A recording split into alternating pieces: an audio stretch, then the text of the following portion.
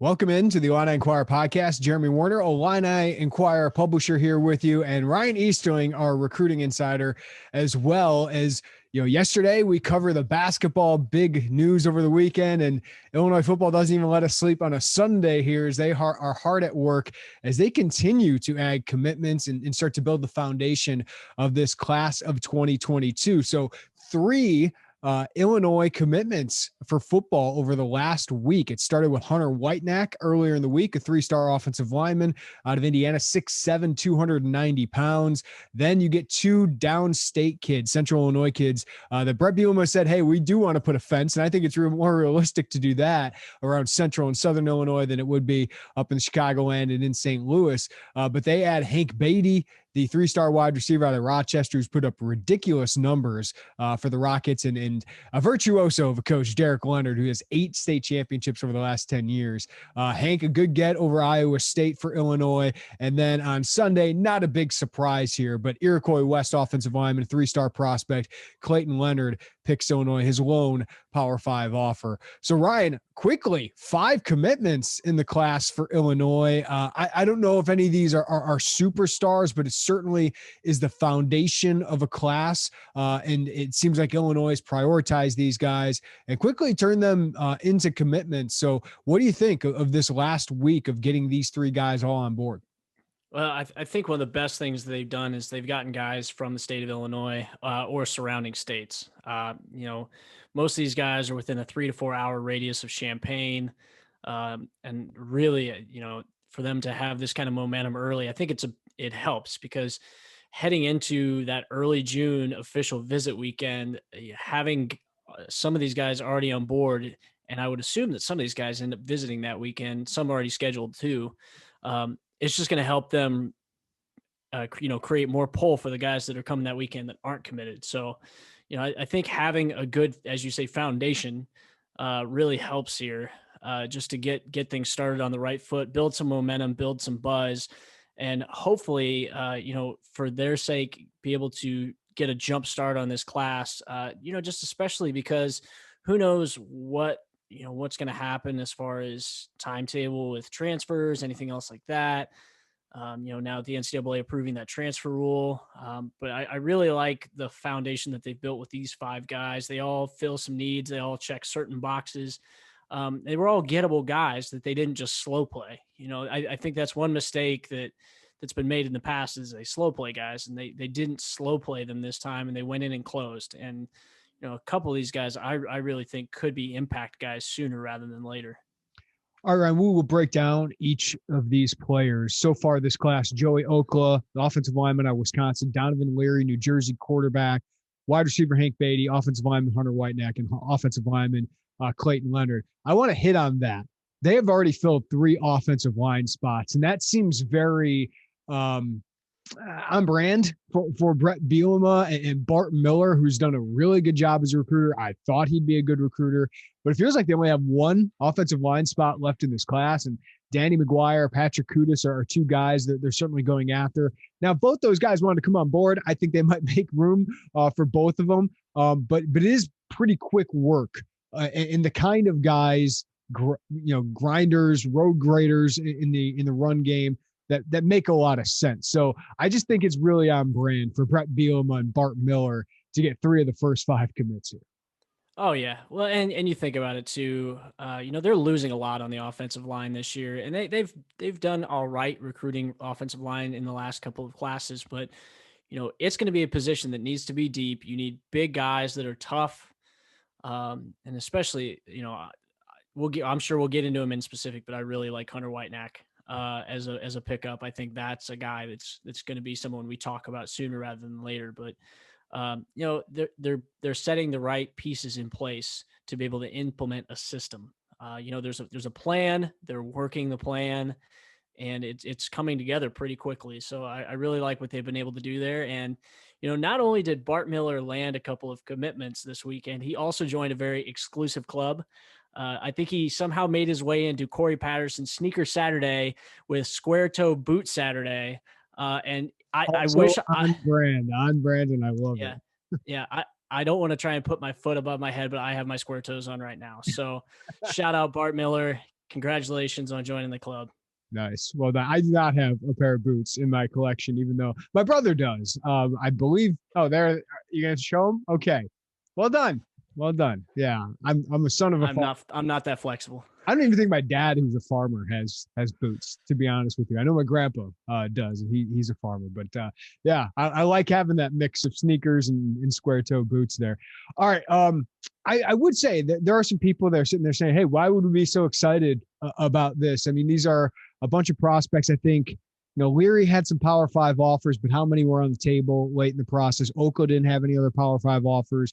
Beatty, Iowa State wanted him. Nathan Shieldhouse wanted him. And obviously Matt Campbell and that program, what they're doing, I think that's a really good get for them. Hunter Whitenack and Clayton Leonard, no other Power 5 offers. So if you want to sit there and go, hey, I'm not going to get excited about this, I'm not going to stop you from it. But I do like the process. I'm a process guy, Ryan. I'm an evaluation guy. And I like Whitenack. I like Beatty. I think there are questions about Leonard, and he's a developmental prospect in my mind. I got some questions about Leary, even though I think talent-wise, there certainly is a lot to like there. I really like Okla as an evaluation as well. But these are guys similarly to what Lovie Smith was getting, but the process they're going through and the in-state commitment they've made and to get some guys on board from downstate, I think that's an encouraging part of the process. And now my son is getting in on the podcast. Special guest on the podcast today. I think the difference between what Lovie Smith did and what they're doing now is, they're offering guys early in the process that don't have other Power 5 offers, as opposed to offering guys in the last, couple of weeks of the recruiting cycle that didn't have other Power 5 offers. So they still can be selective. And so, it speaks to them making confident evaluations and just knowing what they want ahead of time rather than having to scramble at the end to fill some spots. And then closing quickly, right? Oh yeah. I mean, that's a difference here is, you mentioned it, they made these guys priorities and were like, hey, let's get on board. There was a sense of urgency. And I use that word with Lovie Smith sometimes. I know some people on the staff didn't like it, but there's just a sense of urgency with this staff and an all-out staff effort where all of them are combining themselves and getting on these kids and texting these kids all at the same time and making sure they know their priorities. And what do you know? It turns into commitments. I was texting a couple people earlier and I said, really now it's no BS recruiting.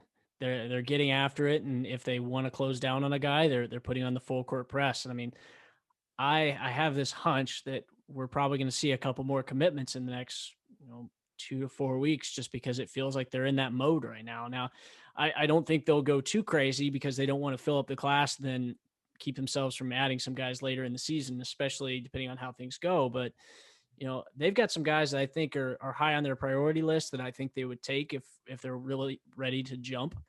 And so, rather than say, okay, hold off, we want you to wait a little while, they're saying, yeah, if you're ready, go ahead and commit.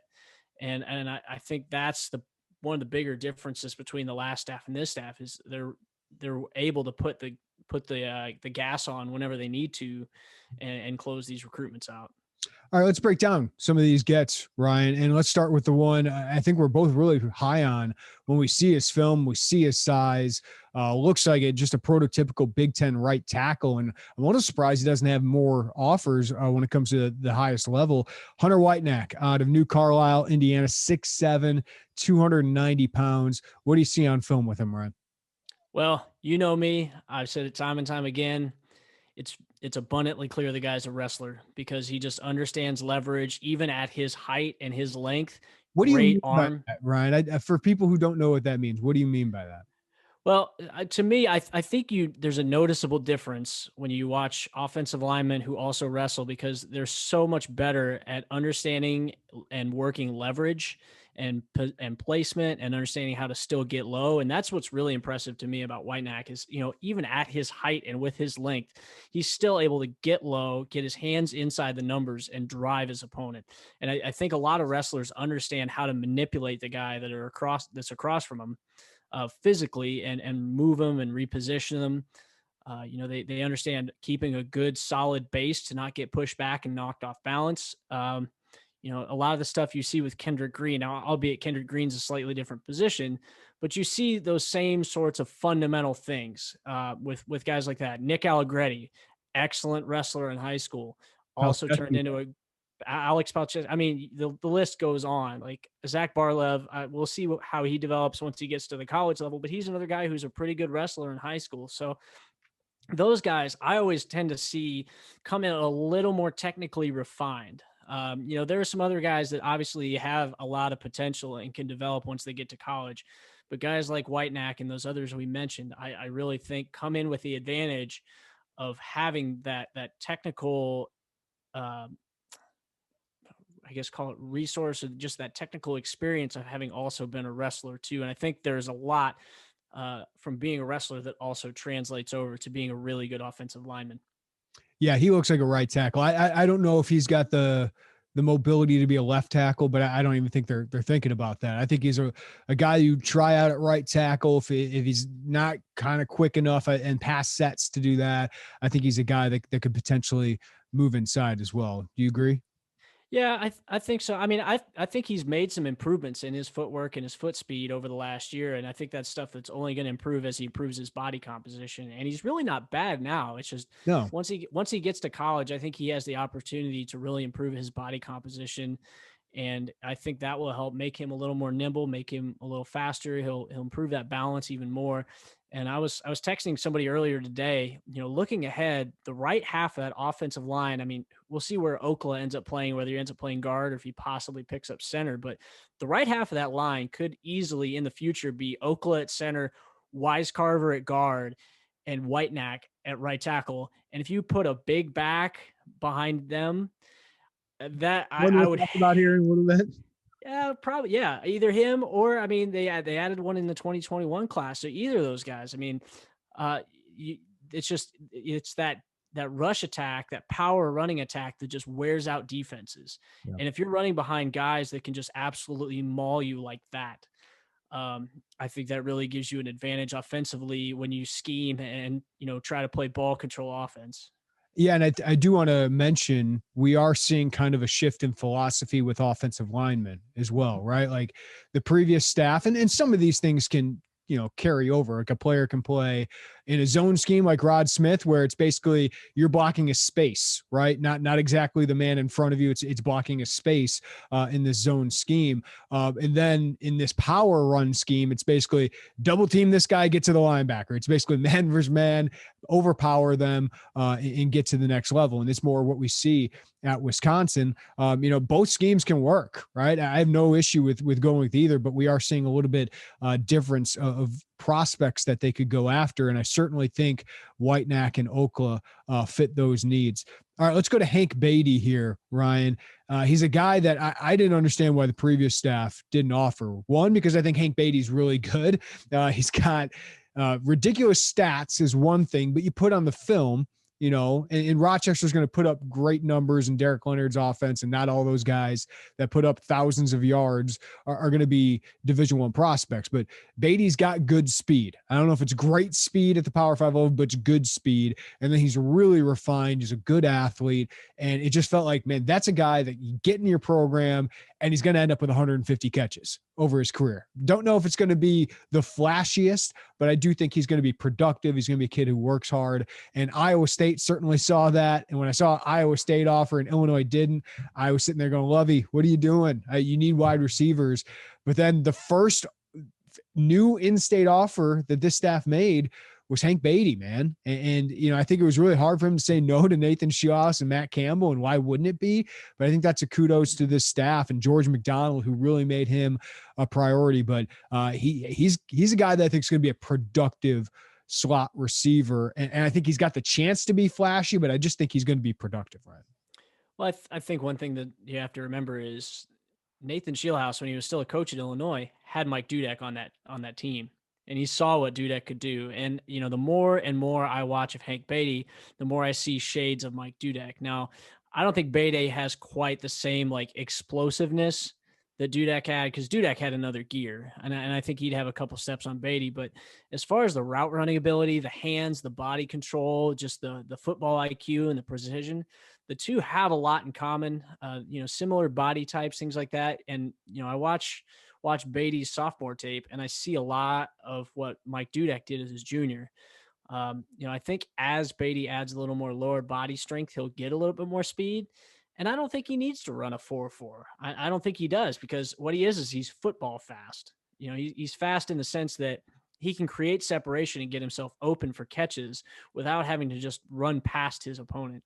And at the college level against good cornerbacks, they're probably going to try and press him off the line to disrupt him. So it's really going to be important for him to try and manipulate defenses just with his movement and his quickness to be able to create that separation and get open in those short and intermediate situations. So, I like what he brings to the table. And then again, I don't know if the only reason they didn't offer him in the last half was because he was from Illinois, but it could be.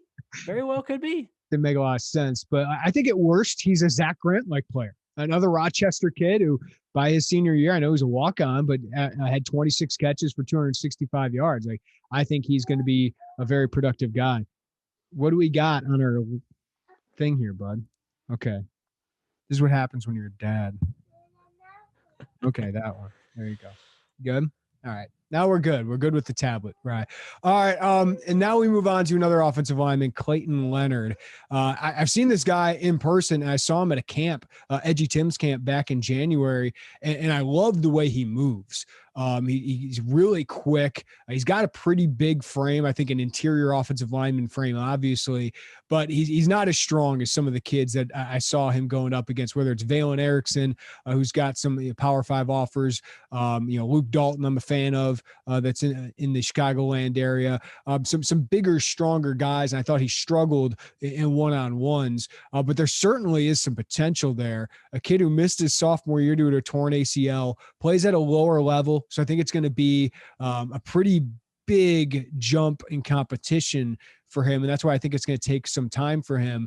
But I do think he's got the frame certainly to get up to 300 pounds. I think he's got the quickness to be a really good center or a guard. And I think he's going to work his butt off. And I think Brett Bielema sees a little bit of himself in Clayton Leonard, to be honest with you. Small town, farm kid, will work his butt off for this opportunity. And Clayton certainly has said that. So if Clayton's not an in-state guy, I don't know if he becomes a priority for Illinois. But because he is, I think Illinois sees that this opportunity means a lot for him and that he's got a ceiling that could be, I've mentioned this before, I think a ceiling like a Joe Spencer kind of player who's a nice program guy, could eventually be a starter on the interior. Well, you took the words right out of my mouth when you said program guy. And I think you need some of those too. And especially with the message they're trying to send about commitment to in-state. It's, hey, we don't just want the best players in state. And it's like, yeah, sure, we do want the best players in state, but it's like, we want to cover the state. And even if that means going down to some of these smaller schools that only produce one or two D1 guys every 10 years, sure. And, I think that the Bielema and Bart Miller really appreciate, the work ethic, the mindset, the tough-nosed demeanor that he has. That ACL injury probably set him back as far as strength and development and building that size. Obviously if he's laid up for a while, he can't do a whole lot of lower body exercises. And I think that was one of the things that probably set him back. But you've got the luxury of time. They've got a pretty decent amount of depth, and especially if they add one or two more pieces here, they've got the luxury of time to allow him to really develop. And, I do see him as probably a left guard or an interior guard type guy. He does move well. He's athletic, has a great frame.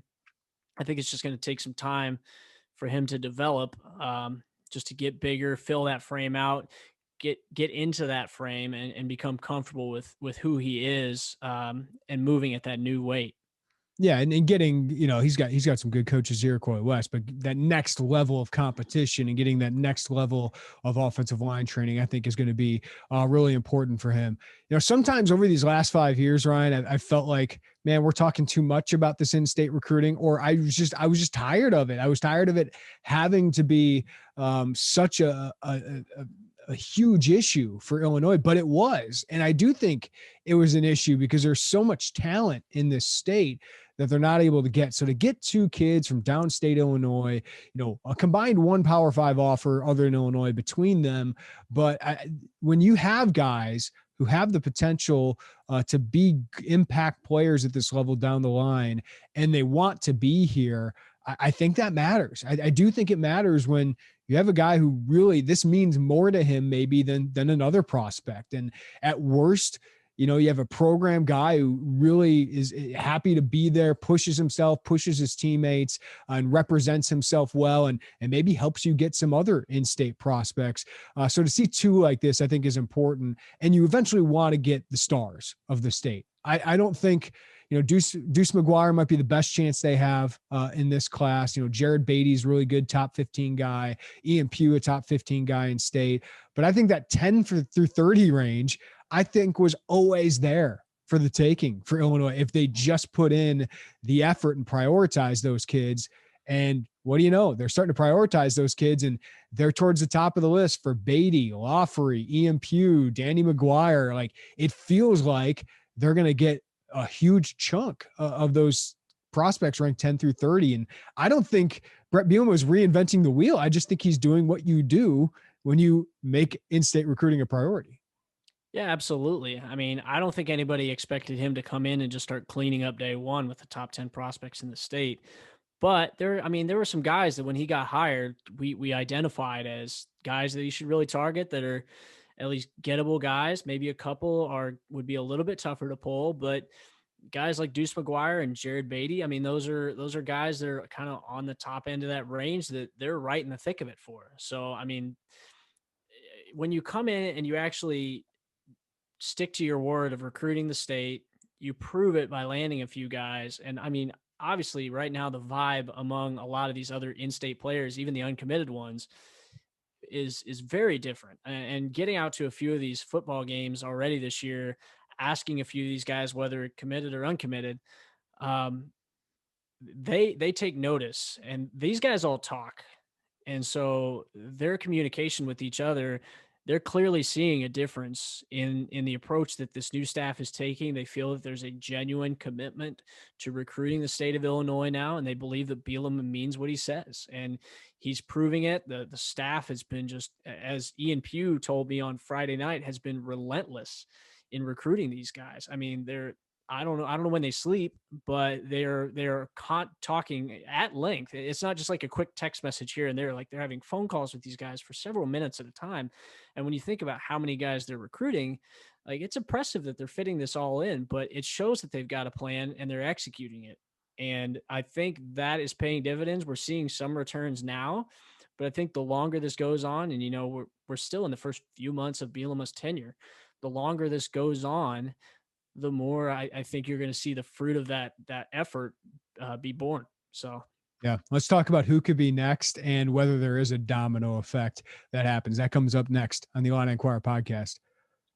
All right, Ryan, you talked about how these guys talk. It is true. These guys are chatting. There's already a group chat with the commits that also includes some targets for the Illini. And both Clayton Leonard and Hank Beatty told me they're chatting with Aiden Laughery out of Gibson City, a 3-star running back who has several Big Ten offers now.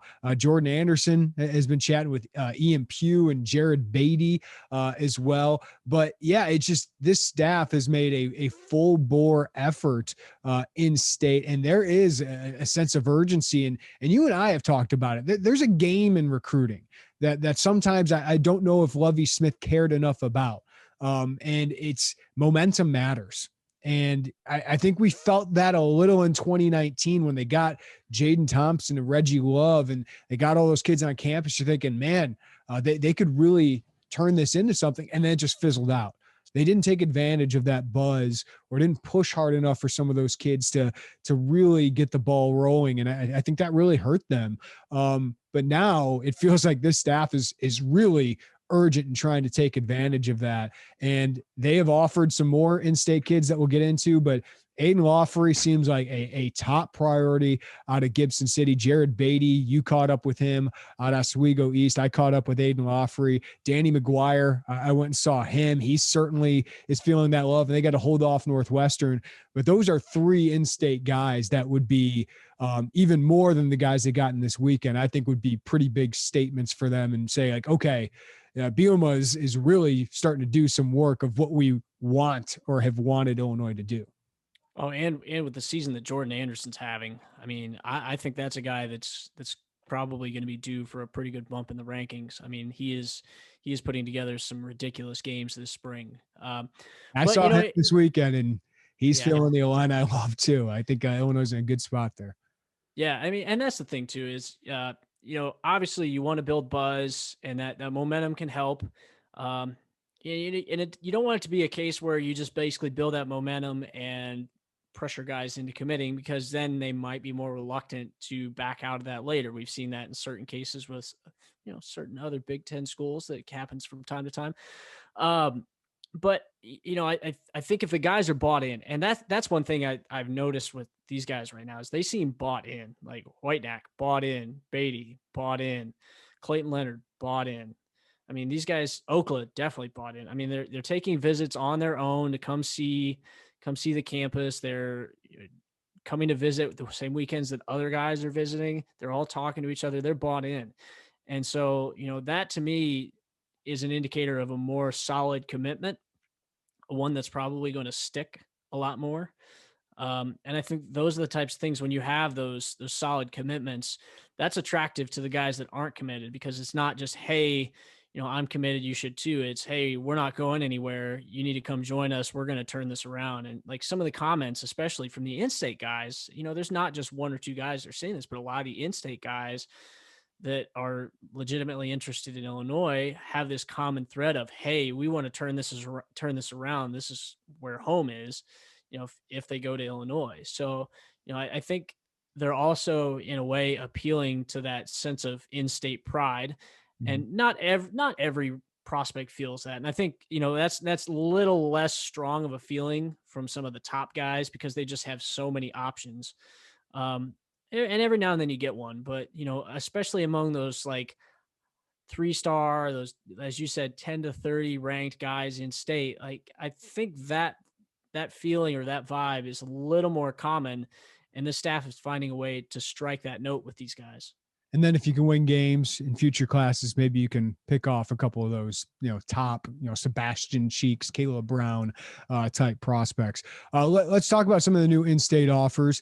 Jordan Anderson, Joliet Catholic Academy running back, a long history of great running backs there. I dates back to when I was a kid. Mike Allstott was there. Jerry Wrzinski was a name I hadn't heard in so long. But Jordan, in my conversation, mentioned JR, and I'm like, oh man, I remember reading about him in the Daily Herald when I got the Joliet paper in my hometown. But also, guys like Ty Isaac, Malin Jones, obviously we're in the Big Ten, Josh Ferguson here at Illinois, and Jordan certainly is etching his name among those greats with, he's already got 800 yards this season in 5 games. He had 1,000 yards as a sophomore and kind of a, supporting role in that JCA backfield. But when Brett Bielema was hired, I made a list, Ryan, of like, hey, in-state guys they should take a closer look at and maybe offer. And Hank Beatty was on that list, but Jordan Anderson was like the first guy I thought of, because I thought big back, physical style of play that has Brett Bielema written all over it. And Jordan said his dad said the same thing when he saw he was hired. They were working out, and he said, hey, Bielema might be coming for you because this is the style of play he likes. I love him. I think he's a versatile prospect that he's such a unique weapon for an offense. And I don't know if he's a running back for everybody in every scheme, Ryan, because he's big. He's got some speed. He's got some wiggle, but he's not that guy that's going to break you down in space most often. He's just a physical, good football player. But that screams Brett Bielema to me. And I do think I didn't get to see him in any outside linebacker, pass rusher reps, but I think if they don't want him at running back or H-back, I think he's got a really high ceiling as an outside rusher. And that's where most people would play him, because if you find a guy at 6'3", 230 with some burst, usually he's going to be on that edge. But I just love him as a prospect. I'm surprised he doesn't have more Power 5 offers, just because he's a monster, man. Yeah, I mean, he physically could play a number of different positions, and I think he would probably be great as an outside linebacker. But man, when you watch him run the football and see how he runs the football and how physical he is with that, I keep feeding him the rock, because that's the kind of guy that you just hate to tackle. Because he will make you pay. Anytime you make contact with him, he will make you pay. I mean, he's solid, he's big, and if you let him generate a head of steam, you're going to pay the price for trying to tackle him. And especially now we've talked about the offensive line and how they're trying to build this more aggressive proactive versus reactive offensive line where they're getting aggressive with power, a little more power football. I think they'll still have a bunch of wrinkles that worked in the offense, but they're definitely going to run the football downhill. And if you got a running back like Jordan Anderson in state with that kind of size that still has decent speed at that size and good, pretty good balance and good sense, at least agility for his size, man, that to me, that seems like give that guy the ball first, second, third down and just let him wear a defense down. And then, that'll open up a lot of things later in the game to go out there and get some bigger strikes. Him and Josh McCray, man, on the same team. Like Josh has got some juice to him, and I think he's a really skilled receiver. So I really see him in that H-back role, but he's got some speed to him. But Jordan's got that power. That those are just unique weapons that I think are really intriguing of how Tony Peterson can use that. One position that is a top need for them is tight end. And they're in the final two for Owen Anderson along with Michigan State. Owen said he was going to make a decision soon, but seems like he's going to take some visits here in June, including Illinois and Michigan State. So we'll see where that one goes. But they did offer an in-state tight end who some think, and Alan True is very high on him at this position, think he can eventually be an offensive tackle. That's Henry Boyer, Chicago brother Rice. I saw him against Marist, 6'6", and he's a legit 6'6", 235. So he's got a long way to go if he's going to be an offensive tackle. But Ben Miller has been recruiting him, and he thinks, I talked with Henry today, that he's going to be a tight end prospect most likely. But I think they see him as a blocking tight end that every once in a while can catch some passes. And then maybe eventually, Ryan, if he adds the strength and they see enough of him as a blocker, maybe eventually he can go to offensive tackle. But again, first Power 5 offer here. Kent State was his only offer, and he just had gotten that one. I was a little bit surprised that they've made this kind of push. But again, it shows in-state they are making an absolute priority. And this kid, a lot of his family has gone to Illinois. And I think being the first offer here, they could be in a great position early for him.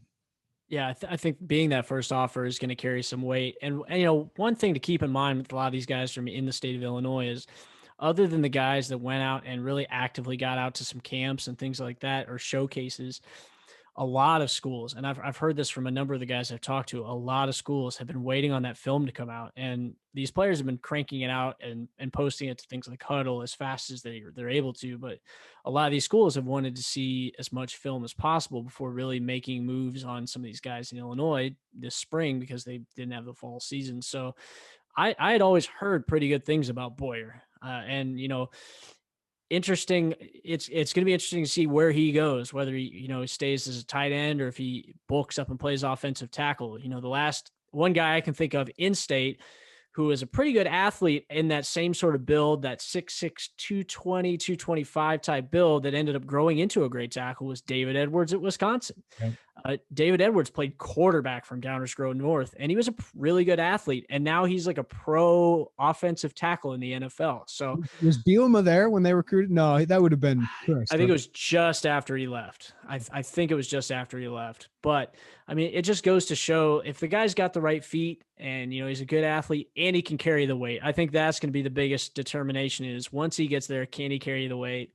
You can start to build him up, maybe put another 20 pounds on him and turn him into a blocking tight end. And if you feel like adding more weight is going to be detrimental to him, then just keep him as a tight end. I think especially if he doesn't get much more over 245, 250, you could still allow him to be kind of a red zone, like second tight end threat, maybe not the first receiver, but in those two tight end sets, he slips out every now and then and catches one or two. But I think a blocking tight end is going to be probably more common now. Not necessarily just because they need it to protect the quarterback, but because they're going to run the football a lot more and having that extra blocker in there, I think is going to help.